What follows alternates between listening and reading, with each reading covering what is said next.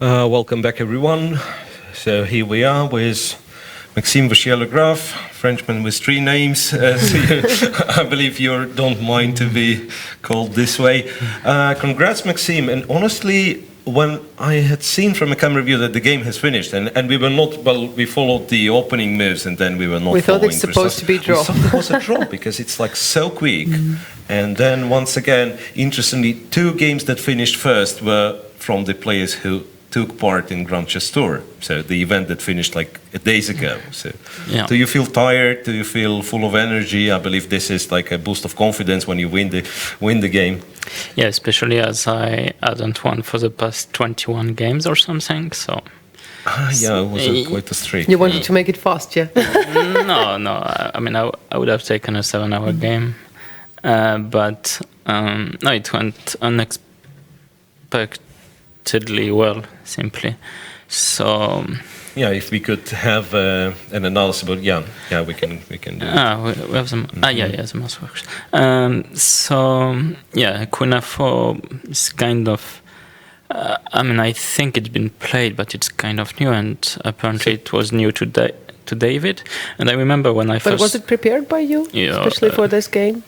No, not really. I mean, I had this for. So can you tell us, like, because it feels like it's already not the most common position in this line, like Bishop C5 or and what's Bishop D4. But yeah, it's supposed to be a critical idea to prevent me from going D4, because if I get D4, I'm slightly better with no real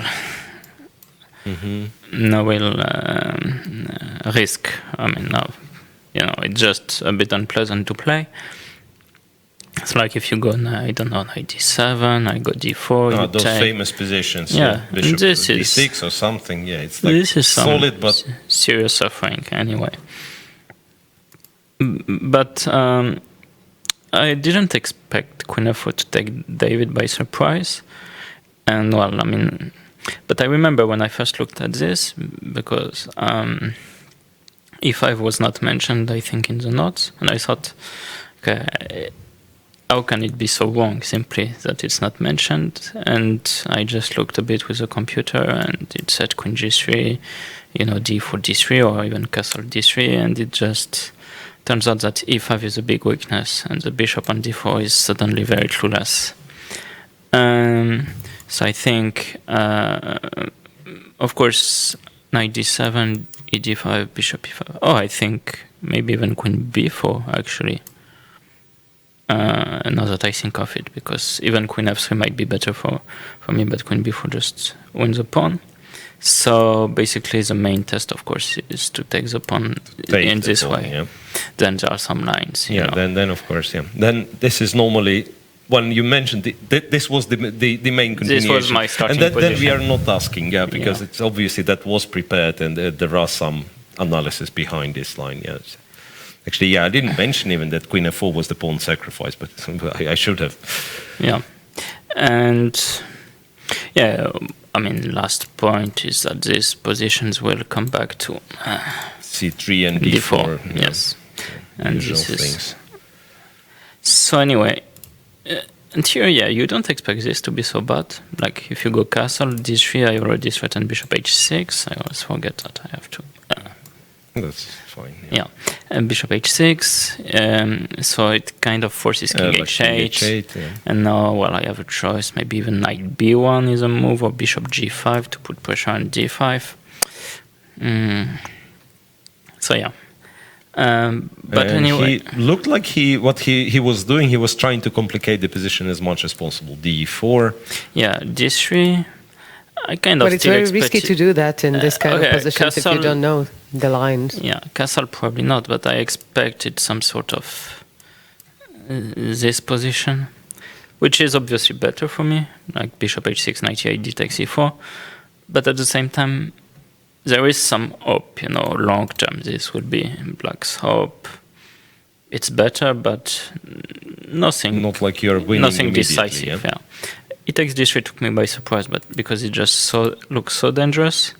And after knight e2, I thought it's already quite serious.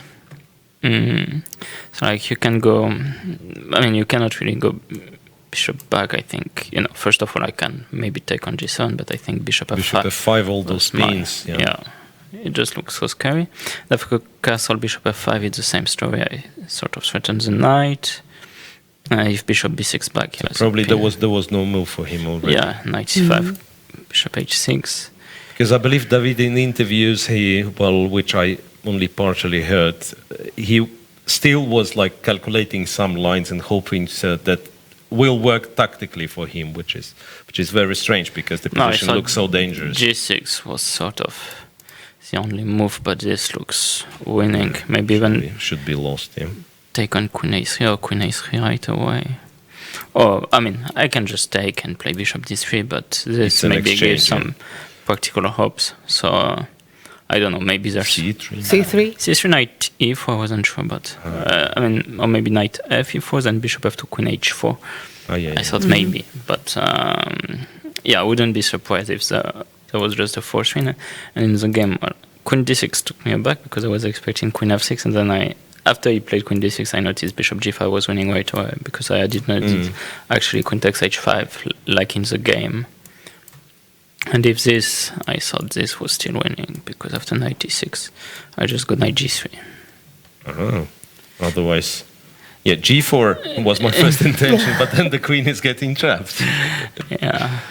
But and if rook d6, rook d8 maybe, and also one nice line that hopefully I wouldn't have fallen to. So, which is the reason of knight. So there were some tricks, but knight g3. Well, no, there's no trick because bishop g5 just wins. Queen f6, bishop g5. That's and this is what I came to realize when he played queen d6.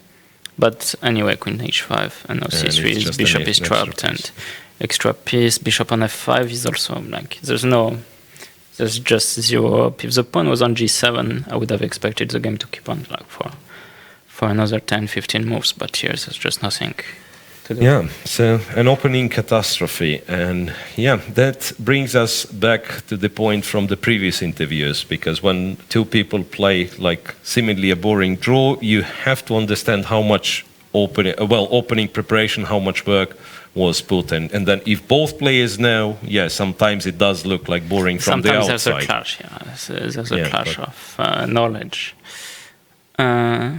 Now it's a big pressure on David to win you tomorrow.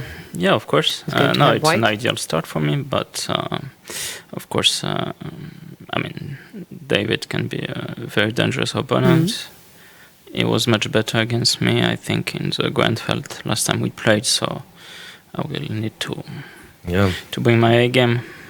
So then we are probably not keeping you any longer. Thanks for get rest and good luck for tomorrow. Last Thank you. question. I thought Tana, it's your question here.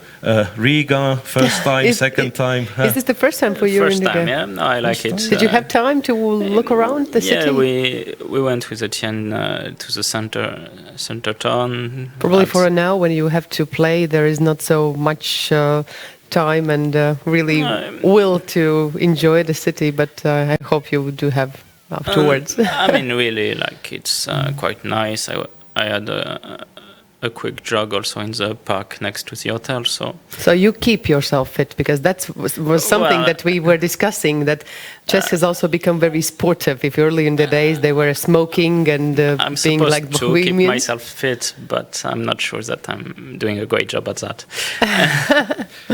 But anyway, of course it's very important, especially because it can be hopefully a long, exhausting event, not only physically but also mentally, because there's a pressure of course, each and every game. This format does put additional tension on you. And I mean, I've been doing well in the previous World Cups, which were the only events that were quite similar to this one. So that gives me, of course, extra confidence that I know the format, I know how to play well there. And do you work the match strategy out beforehand, or you still follow the feelings that come with the place, with the context? And I mean, there's the general plan, but you're not like. I mean, I'm not gonna pull out the aiming for tie breaks every match. I thought, it's very important when you're white to put pressure on your opponent, and generally that's what I was trying to do anyway in the last World Cups. Yeah, the general plan is well known. Win with white, make a draw with Make black. a draw with the black. Just that it's so easy to say. Yeah, everyone would be a world champion if it would be the case. Well, Sasha in Kazan was pulling off the make 2 draws. Sasha, absolutely. That's a reference to 2011 candidates matches in Kazan, where Grishuk at some point getting stuck in those lines of Queen's Gambit, he was making 10 moves draws with white, 12 moves draws with white. Thank you very much, Maxime, and we'll be back in a minute with the round 1 of Riga Grand Prix.